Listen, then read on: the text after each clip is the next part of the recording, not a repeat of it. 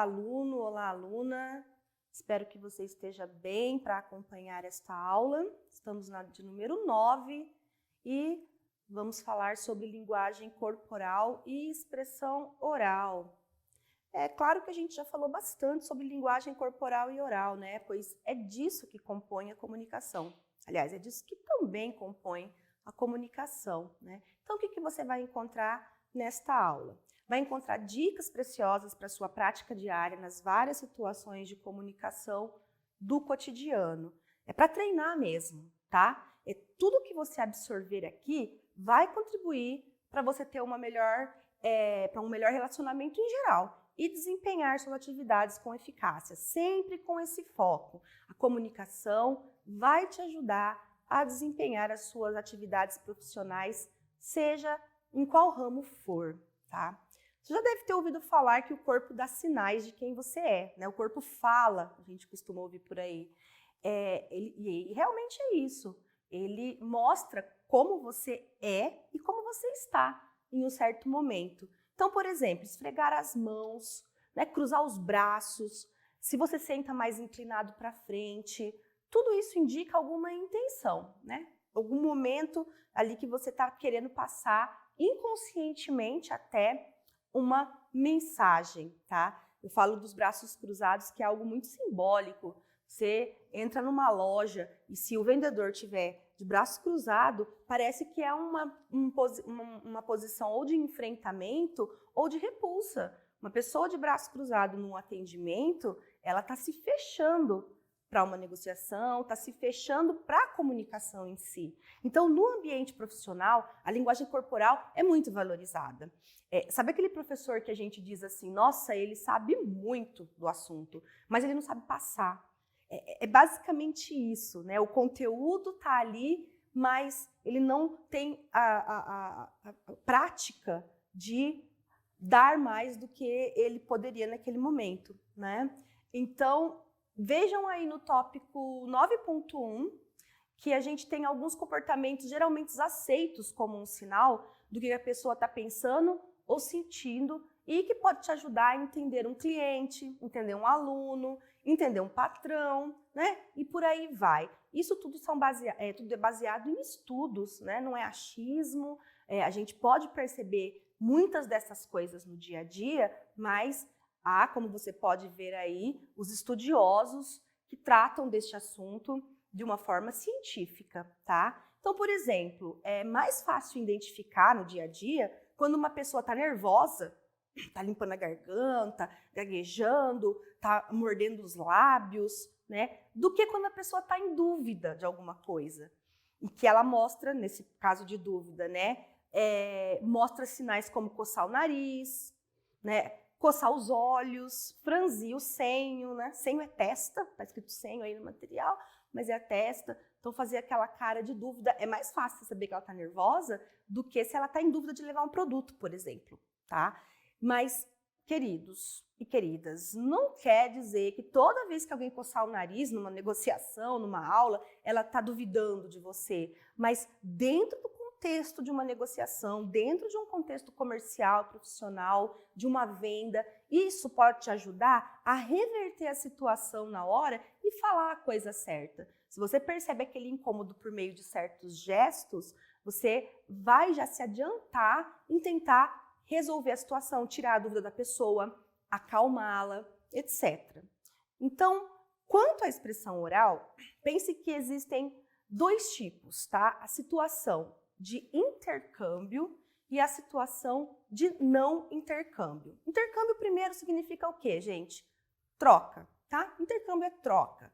Então, quando todas as pessoas, o emissor, o receptor, seja um, dois, eles participam juntos da conversa, é uma situação de intercâmbio, quando há troca. Então, uma entrevista, um debate, uma conversa do dia a dia. Mas quando o receptor não tem a possibilidade de responder imediatamente, é uma situação de não intercâmbio. É o que está acontecendo aqui no momento, nestas videoaulas.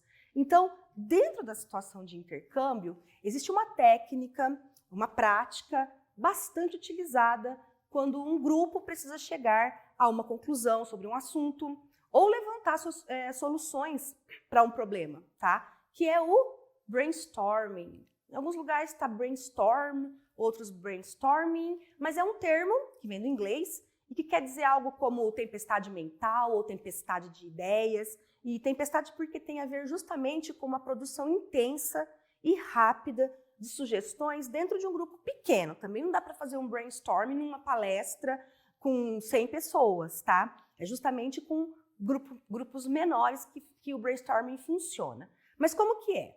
Tem um coordenador da atividade, um observador e os membros do grupo, os outros participantes, tá? Os membros do grupo têm a liberdade para dar o máximo de sugestões em menos tempo sobre o problema, sobre o assunto, sobre a dúvida em questão. Então, ele pode falar qualquer coisa que seja pertinente.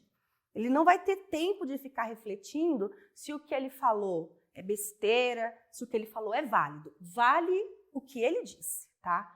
O coordenador, ele não interfere. Ele fica ali no cantinho dele, ele não mostra reações nem positivas nem negativas, faz cara, dá risadinha.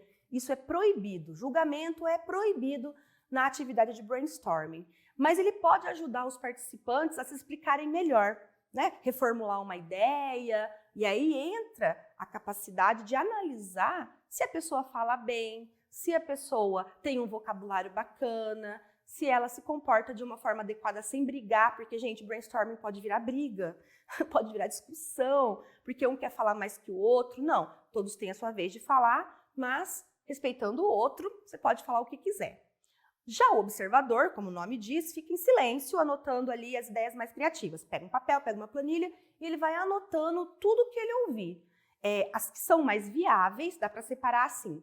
As que são mais viáveis, ou seja, as que é possível fazer, tá? Então, você não pode também dar sugestões utópicas. Você tem que tentar algo que condiga com a realidade. Também anota as que são mais eficazes. O que é eficaz nesse sentido? Que dá para fazer mais rápido, as que são mais imediatas. Então, ele pode anotar as mais criativas, daí entra qualquer sugestão, as que são mais viáveis no momento e as que são mais rápidas de serem realizadas. Bom, você pode aplicar em qualquer lugar, você pode escolher com tudo na vida, você pode fazer esse tipo de atividade, tá? E funciona bastante quando você tem um grupo coeso, justamente porque eles precisam dar ideias que fogem do afetivo. É diferente, por exemplo, fazer o brainstorming entre família para decidir onde será a viagem de férias e fazer um brainstorming dentro da empresa para decidir como vai ser o uniforme, por exemplo. Podem ser problemas mais cotidianos como este, ou pode ser problemas maiores, mas que envolvam a maioria das pessoas desse lugar profissional, tá? E como tudo na vida, existem técnicas a serem pensadas na hora de preparar uma apresentação oral.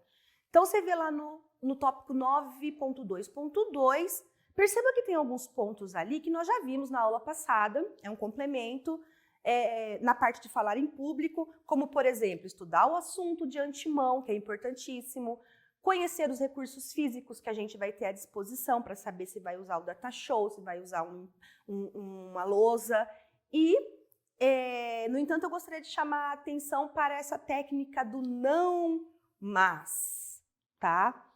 É o mas conjunção, tá? O mas de, olha, não, porém, não é o mais de adição, tá? E é uma técnica que a gente usa para, se, por exemplo, tem que falar algo com uma carga mais negativa, mas você não vai falar simplesmente não.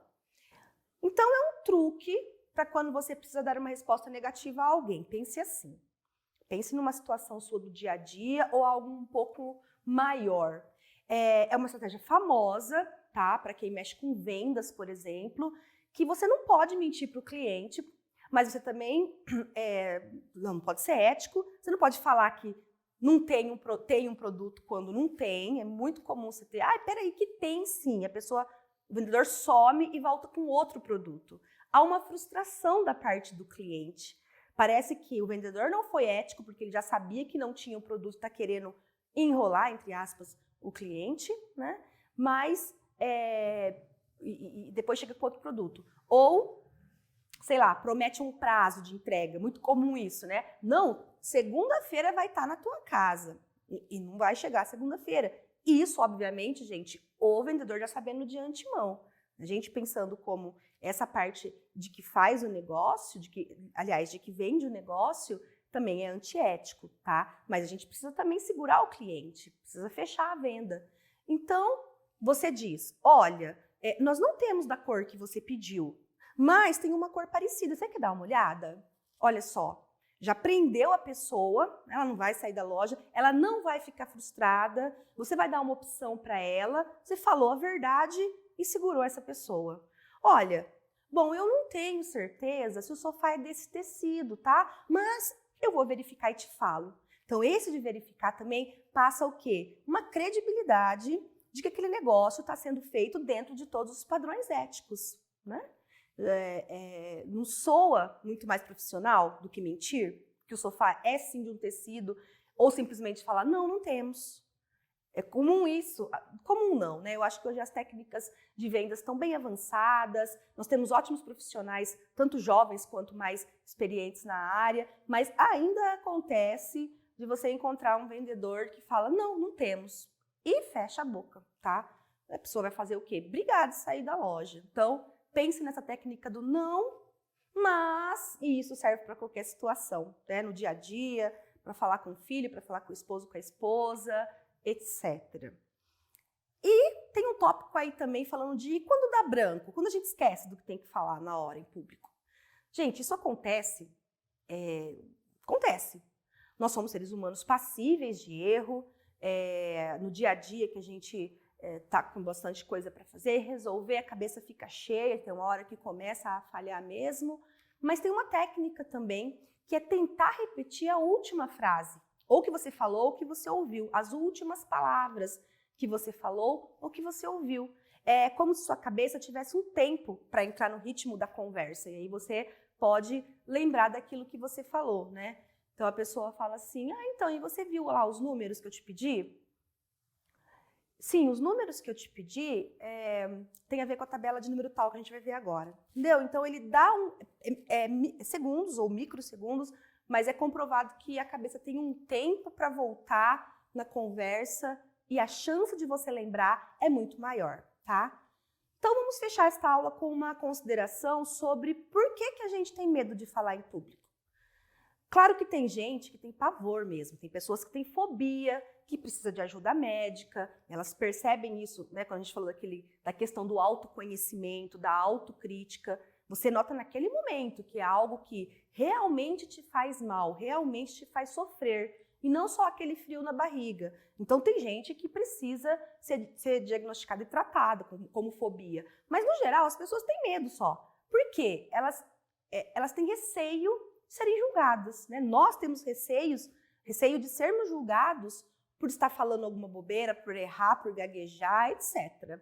Então, tem aí no final da aula o Conecte-se.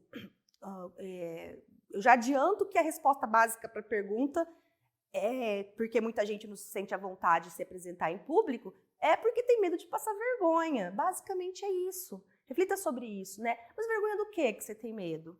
Na frente dos colegas ou dos desconhecidos, medo de falar o que não devia. Então é esse medo do julgamento. Mas assistam ao vídeo do Conecte-se, tá? Vai ajudar bastante você a refletir sobre essa questão, a fazer uma autoanálise, fazer um estudo pessoal do que você já fez ao se apresentar em público. E você pode descobrir que às vezes é só falta de prática mesmo. Professores iniciantes têm muito medo de falar em público, e o público são crianças às vezes, ou são adolescentes, ou são pessoas até mais velhas que elas, e não importa a idade, ela vai ter aquela sensação de que pode fazer algo errado ali. Mas pensa o seguinte, eu deixo isso como reflexão. A partir do momento que você está diante de alguém, 2, 3, 4, um grupo de pessoas, 10, 100, você possui mais informação sobre o assunto do que aquelas pessoas que estão ali. Elas estão ali para te ouvir, elas estão ali para absorver o conhecimento que você tem para passar. Então, esse julgamento acaba se dissipando. Então, assista o vídeo que você vai ver que fala sobre isso e pode até ajudar a te desencanar de algumas questões mais sérias sobre como é falar em público e ter que prestar algum tipo de serviço em que envolva a expressão oral. Certo? Então, a gente fica por aqui. Até a próxima aula.